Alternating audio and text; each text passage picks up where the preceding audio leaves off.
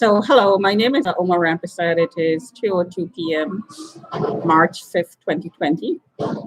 So, I tweeted some tweets about what's going on outside my window. And I also heard some comments about being red alerted yesterday. So, nothing unusual happened yesterday. I went to the dentist, came back.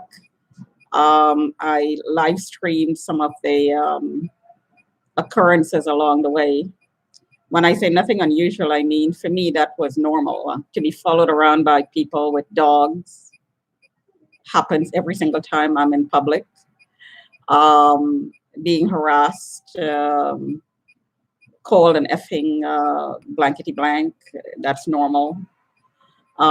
Sometimes it's said directly to me.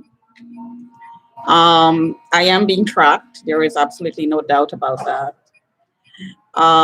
Because I'm flagged in the building and there are meetings about me that's openly being talked about outside the window by the worker, by residents, and so on.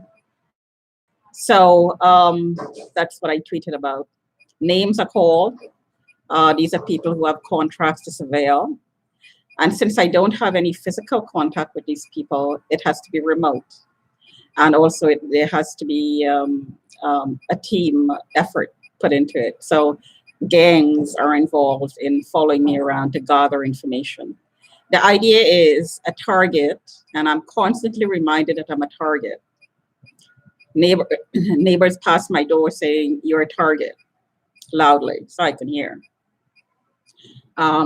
People pass me on the street talking about targets. I'm constantly reminded that I'm a target. I'm all opened up. Everything is fixed. Everybody has power over me because everything is fixed. They can violate me. They can lie about me. They can commit crimes like defrauding me and so on, and they'll get away with it. And it's all fixed. And what has happened in the past proves that it's all fixed. Voice suppression is part of fixing it. So what I'm doing here is trying to have my voice heard because it's all fixed. So I'm not allowed to speak. This is why I'm doing what I'm doing. So um, there is a problem with the people in the building because they want me out because there's trafficking going on and I'm exposing it. They tell lies, things like I'm stalking them, I'm harassing them, when just the opposite is true. And I've proven that time and time and time and time and time and time and time again. For years, there are videos, there are numerous videos of my being stalked, my being harassed, signals that I'm recording here that demonstrates clearly that I'm being harassed remotely, I'm being tracked remotely, I'm tortured remotely. That these signals proves, because there is no explanation for these signals, and this is the third detector, the other one being this, and I had another one that died on me for in a very short time, and I had one before that. I also have videos of taken while I was using it. So this is actually the fourth detector showing exactly the same thing for years. So this is not in my head. I intend to get a professional opinion on these signals. I intend to call FCC about these signals because these signals are only part of the harassing comments and harassing campaign that's being run in this building. It would seem to me that people who talk about women in violent terms, misogynistic terms, talk about rape, raping women, gerbling women, which means remotely assaulting them with signals such as this. It would seem to me that people who do this year after year after year after year in the building, residents, workers, it really doesn't matter. They should be removed from the premises. They should be the one to be removed. However, I'm the target, so I'm the one who's going to be pushed out of my place. So I heard comments such as, everybody saw me take a shite, which means that silhouette style, I'm being imaged through the wall, millimeter wave cameras. Silhouette is one technology, seeing people's silhouette. I mean, there are different ways of looking through the wall, Wi-Fi being one of them. Silhouette is another. And I think lasers could be used to do that. And I'm getting pulse rate here. There you go. And it's off.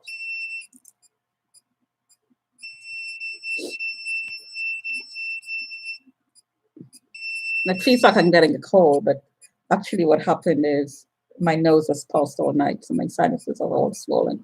You notice I have bags underneath my eyes because I didn't sleep well last night. I did sleep some, but not very well. I kept waking up in pain. My genitals were constantly being pulsed, and even though I was shielding, so I use metal on magnets, quite effective, but your body heats up. These signals and the RF readings, and I tweeted a little bit of it last night.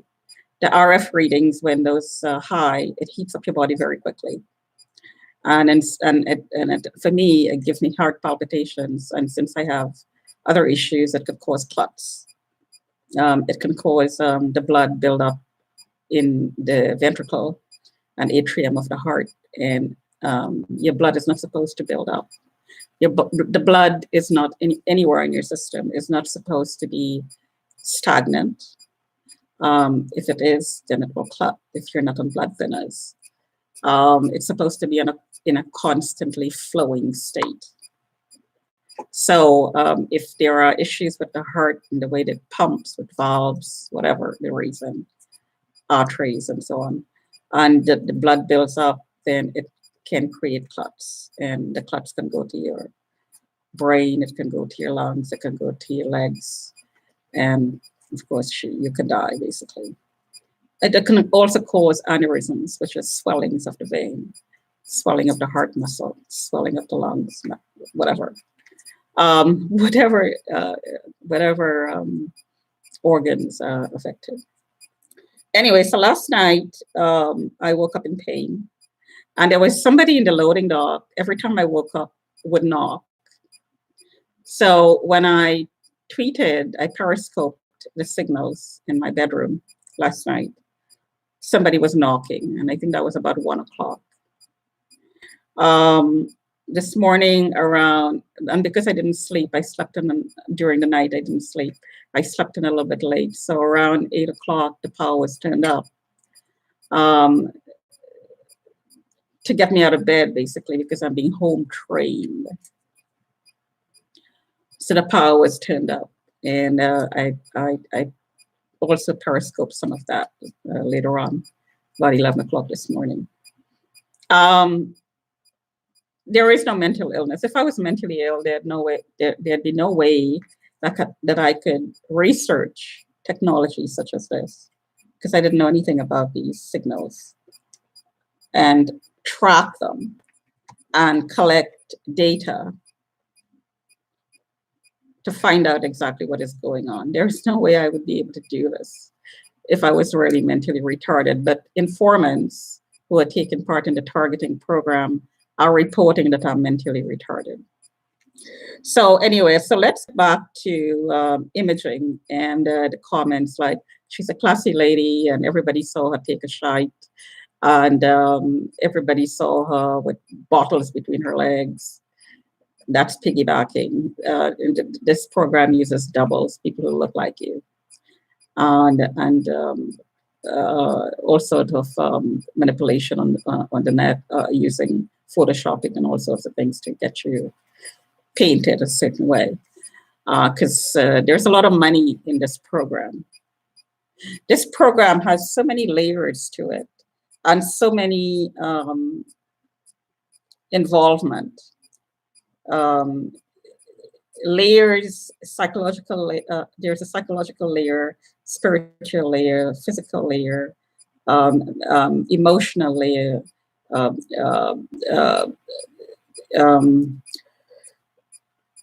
a social layer. And then in society, every layer takes part. So you have anybody from cleaners right up to presidents taken part in this program. So it's a very sophisticated program, and it's geared towards making money, and it's geared towards trafficking.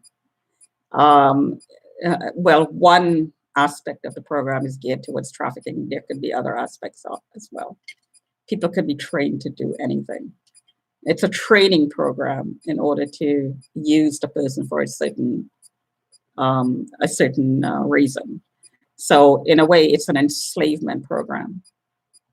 So we are building the pyramid, right? So bottom layer, top layer, middle layer, top layer, and the power is at the top. And there are compartments in the hive where one compartment doesn't know what the other compartment is doing. And so one set of slaves who are cleaning toilets, as in the caste system in India, which is horrific, it should be abolished completely. I know it's illegal, but it's still being practiced. So really it's not abolished. But anyway, one class of people can't interact with the other class of people, and you're totally separate. But at the top, there is a management agenda that filters down. So this is the paradigm that's being built, the social paradigm within which we are operating in right now, or which is being created right now. And technology is being used to do that. So as I said, I'm going into a lot of detail here, and it could be very intense thinking and talking. I studied this subject for a long time. I started becoming aware of the program back in 2005, and I started reading, researching, collecting data, observing myself, observing other people, even observing my dreams. I've gotten to the point where I've trained myself subconsciously to become aware when I'm dreaming and when I'm not, and become aware of what's real and what's not. Because part of this technology is dream manipulation and EEG manipulation. So your brainwave manipulation. So there are talk about chipping people without them knowing. It's possible. If you're an illegal experiment in your target, it's very possible that you are chipped. However, like I've been saying, you can train yourself, chip or no chip. A chip cannot override your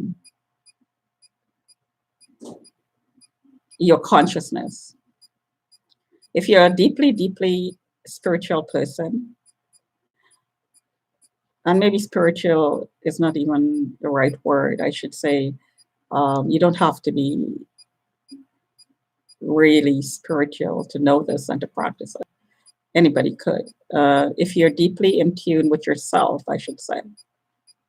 If you know who you are, and the only way to do that is to meditate, and you don't necessarily have to meditate on, any symbol, you don't necessarily have to do the Om chanting that I do, because it works for me and that's the way I was brought up. You don't have to do that. You could meditate on anything, and In order to meditate, it has to be positive. You can meditate on anything that you like. Studying, deeply concentrating to study and to absorb any material is meditation.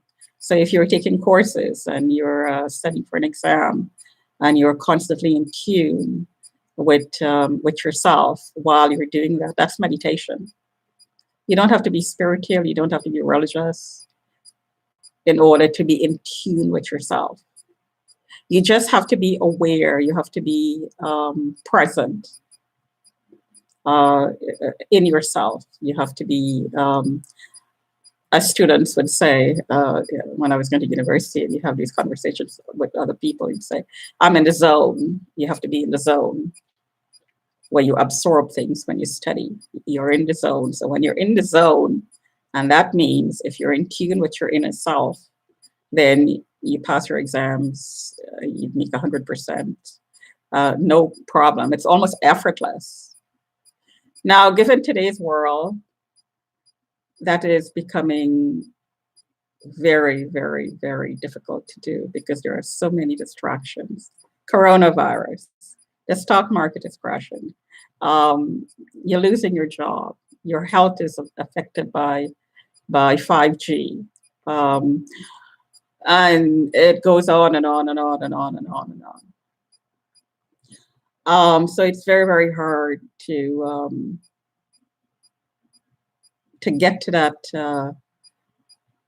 state where you're in tune with yourself, because in order to do that, you have to focus, just focus inwards.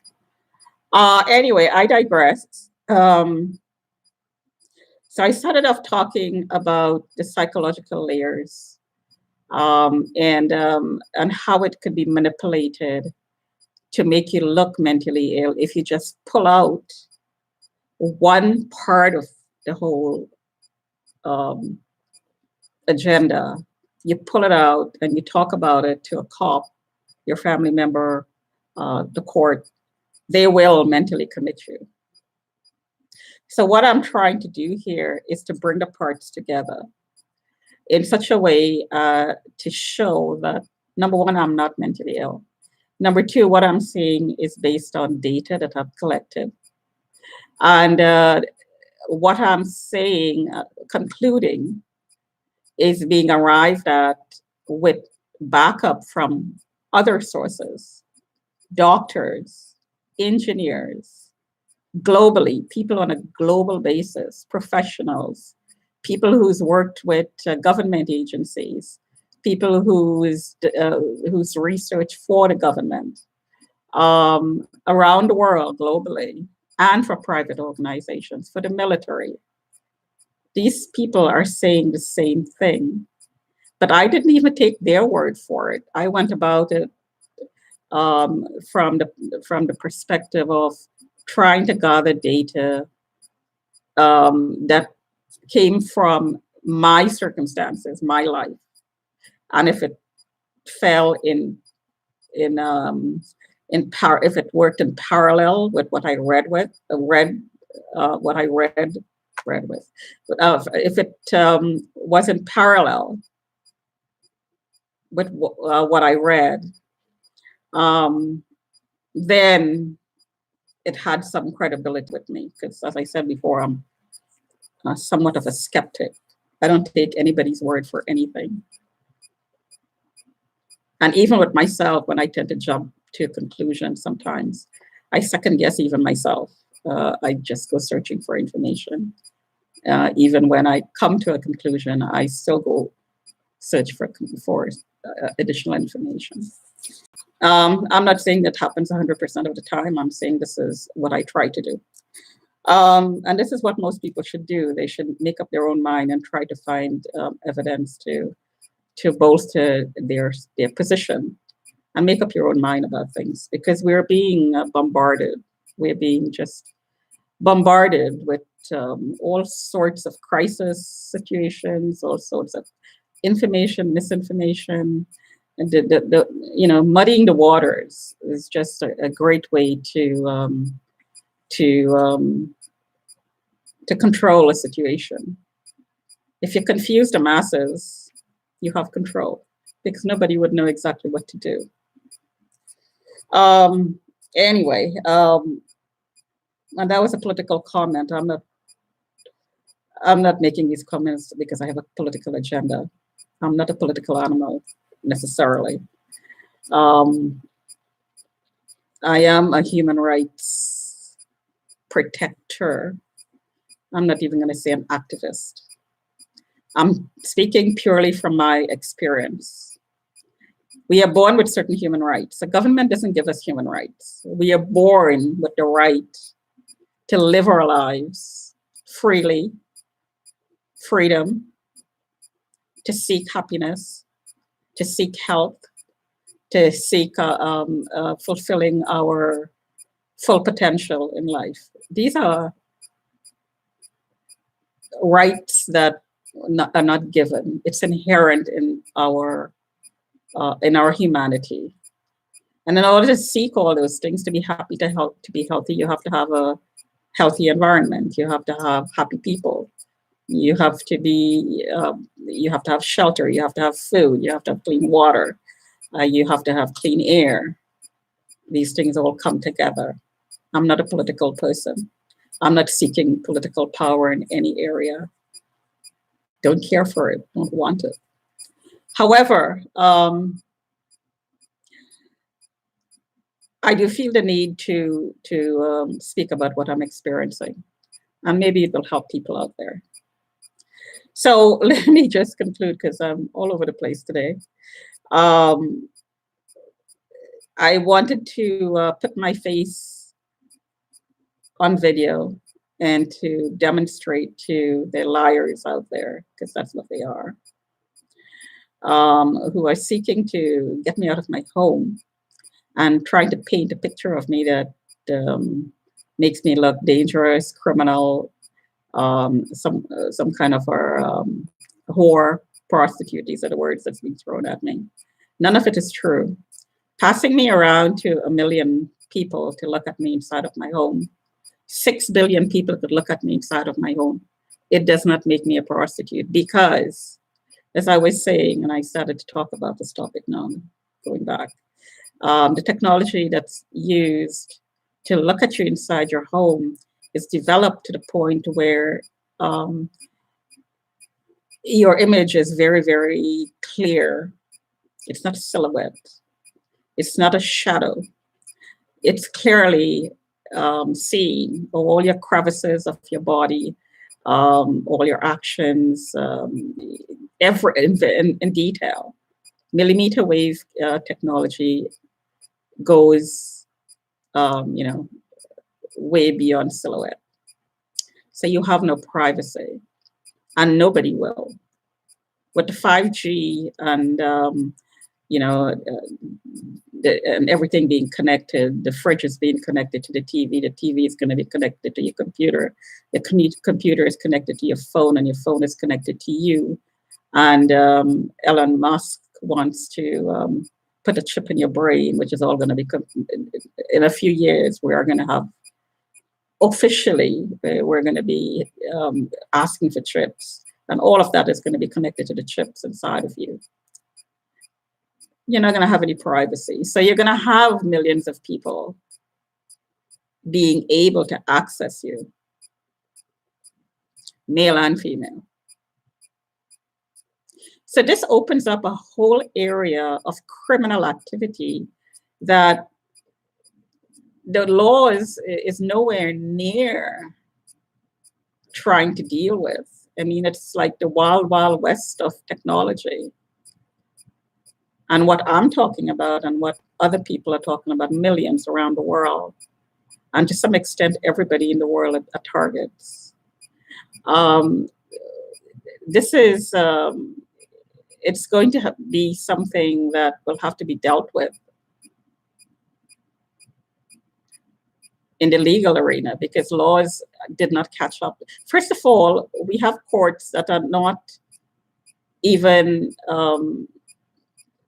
they're not acknowledging that this is happening, although that's changing very slowly. In Rohini Besasa's case, the judge asked for her to be scammed because she claimed that she was chipped. and experimented with. And the judge asked for her to be scanned. And I'm not sure if that scanning was done.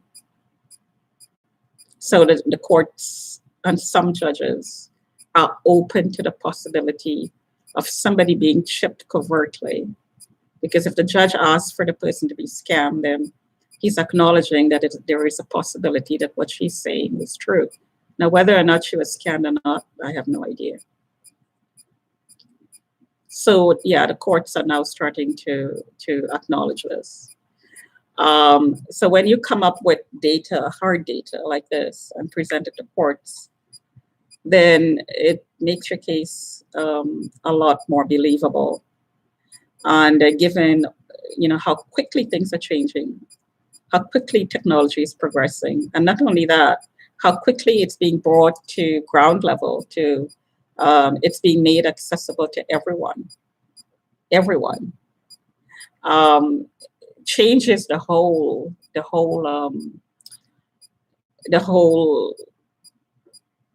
arena in which we're playing, in which we're living. It's making a huge difference in the way we operate. Everywhere you go, you're on a camera. Every move you make are being recorded. Your home is completely open because I bought a Wi-Fi camera that I have an app on my phone that I can monitor my house anywhere I am. If it detects motion, I get a notification. I log on to the camera and I could see inside my home. This technology has been around for ages. That'd be the same idea if you have a chip inside of you, somebody could log on to you.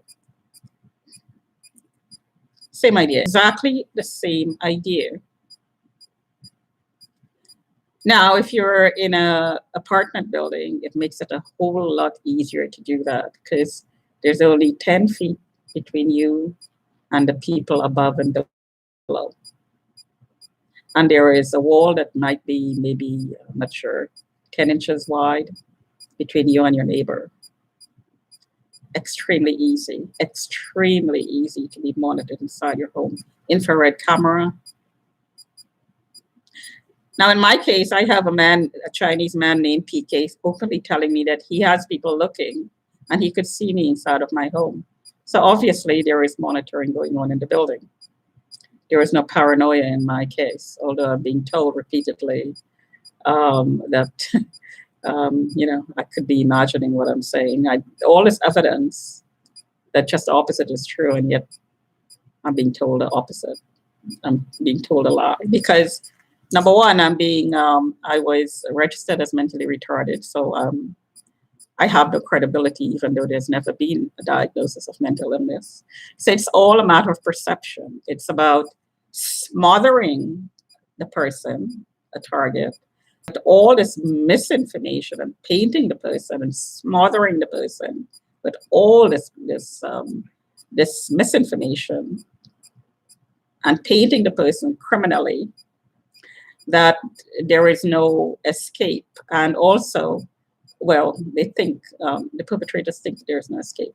And also the person, by being smothered this way and all this negativity and all this, being called a whore and being called a prostitute and being hit in the genitals remotely and hit in the heart when you're not showing and you're shielding and so on. All this stuff, it's supposed to make you internalize the idea of servility, that you're lesser than the person who's doing this to you, who's violating you. When the person who is violating you is a bigger victim than you are, because you as a target gets to talk. I could sit here and talk and nobody's going to kill me off because, well, okay, so let me backtrack that. There's been attempts on my life. Okay, so let me, I'll retract that statement. I could talk, but I don't belong to any kind of criminal gang that will come after me if I talk as part of the contract with them. So the person who is violating me is such a person. That person is part of a gang And he has an unwritten contract with that gang that if he opens his mouth and talks about what he's doing, he will be killed. Because that person also have a manager and an owner. Because keep in mind, it's an enslavement agenda. Everybody's to be enslaved on different levels. So the person who's violating a target is also being violated by his owner. So why internalize the idea that you're lesser than the person, because that person is also being violated. This agenda is coming from a criminal layer of people to enslave everybody, because everybody have a cell phone, everybody has a computer, everybody is accessible with a chip, for those of us who have chips in us with consent. And when we are chipped, we're going to go begging for it. So everybody's accessible, and everybody could be violated. Everybody could be enslaved. Is the target any lesser than anybody else? No, of course not. Everybody's going to be raped, because once you're accessed anywhere on your body without consent, especially for women, breasts and genitals, and of course for men, genitals, without consent, then you're being raped. How easy is that to do? Extremely easy, and you don't need a chip. All you need is an imaging technology and something to aim the technology at. An aiming device and a microwave device connected to a computer. That's all you need. You're walking the streets, you'll be hit. Drones, helicopters, any flying technology could be used. That is weaponized. Cars, of course. But pretty soon we're going to be doing it from the air more than from on the ground. Cell towers. So why am I so normal? I heard somebody made a comment yesterday. How could she possibly be acting so normal like this? Well, I just explained it.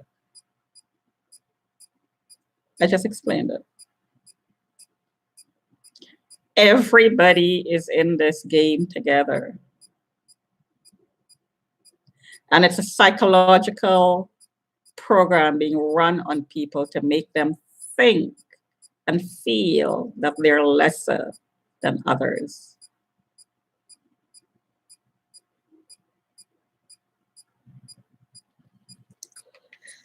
Okay, so I showed so much of, maybe that's not the right word to use. I demonstrated so much of this that, and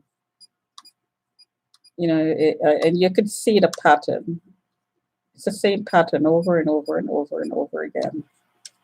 There's a consistency in these signals that cannot be denied. So I'm not going to do too much of it.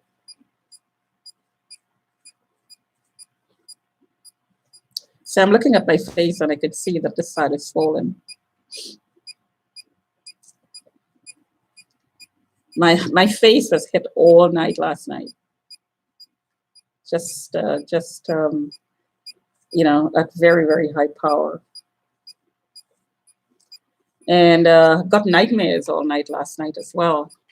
I had very, very strange dreams last night, which is why my head was hurting. Whether it's dream manipulation or whether it's these signals being pulsed directly into your brain that's causing these weird images. These are electrical signals being pulsed into your head, through your eyes, through your nose, through your ears, and of course in the surface of your head. So is it actual pictures that's being projected into your brain, or are the impulses triggering images from your subconscious. It's just like hitting your head and seeing stars. If you pulse certain areas of your brain, would it cause the brain to form certain images? Or is it images being projected into your brain? And that would explain the headaches that I got up with this morning. So different, all kinds of variations to the way the technology could be used. And there are variations in the technology itself, different types of technology. So one would never be able to tell or to know all of it. Because some of these technologies are very, very advanced. These are experiments after all. I mean, things like haptic technology. And there is even, I mean, if you go really deeply to physics, and physics was one of my favorite topics in school, did very well in it. I mean, you can delve deeper into it. Some of these technologies could be used as well. So it is a learning experience, but definitely not necessary. We could learn all of this in a different way, in a completely positive way to uplift the entire human race. Instead, what we're doing is killing the human race. We are destroying ourselves and our planet. And yet here we are, we have such powerful technology that you could use a cell phone to, with some modifications, to send a rocket to the moon if we wanted. And we could use frequencies, and we could use enhanced meditation using technology to heal ourselves without drugs. If we teach the people to, if we teach each other to do it, instead of having a top-down agenda that is satanic, really. It's evil, it's satanic. It's about controlling your spirit, your mind, your body. It's about enslavement. So you're doing just the opposite. Instead of freeing our spirits, uplifting ourselves to the point where we become so enlightened that we don't need our bodies anymore, we can pretty much live outside of our bodies and be pure spirit as a field of consciousness, as Deepak Chopra said. We are part of the field of consciousness.